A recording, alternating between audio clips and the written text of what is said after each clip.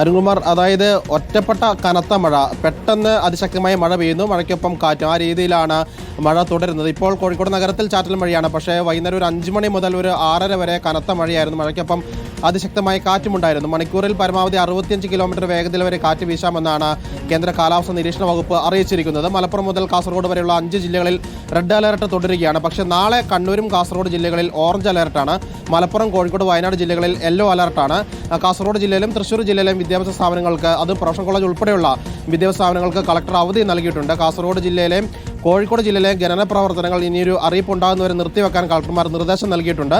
വിനോദസഞ്ചാര കേന്ദ്രങ്ങളും അടച്ചിടാനുള്ള നിർദ്ദേശവും നൽകിയിട്ടുണ്ട്. ഇന്നും നാളെയും കേരള തീരത്ത് മത്സ്യബന്ധനത്തിനും വിലക്ക് ഏർപ്പെടുത്തിയിട്ടുണ്ട്. കാരണം വലിയ ശക്തമായ കാറ്റാണ് വീശുന്നത്. ഒരു 35 കിലോമീറ്റർ മുതൽ പരമാവധി 65 കിലോമീറ്റർ വരെയുള്ള വേഗതയിൽ കാറ്റ് വീശുമെന്നാണ് അറിയിച്ചിരിക്കുന്നത്. അതായത് ന്യൂനമർദ്ദം വടക്കൻ തമിഴ്നാടിന് മുകളിൽ നിന്ന് മംഗലാപുരം, കാസർഗോഡ്, കണ്ണൂർ ജില്ലകളുടെ മുകളിലൂടെയാണ് ന്യൂനമർദ്ദമായി അറബിക്കടലിലേക്ക് പോകുന്നത്. അതുകൊണ്ട് ഈ മേഖലയിൽ അറബിക്കടലിന്റെ തീരത്ത് അതിശക്തമായി കാറ്റ് വീശാനുള്ള സാധ്യതയുണ്ടെന്നാണ് പറയുന്നത്. മലപ്പുറം ജില്ലയിലും ഇന്ന് രാവിലെ മുതൽ തന്നെ അതിശക്തമായ മഴ ഉണ്ടായിരുന്നു. പ്രത്യേകിച്ച് മലയോര മേഖലകളിൽ നിലമ്പൂർ, വഴിക്കടവ് മേഖലയിലാണ് അതിശക്തമായ മഴ.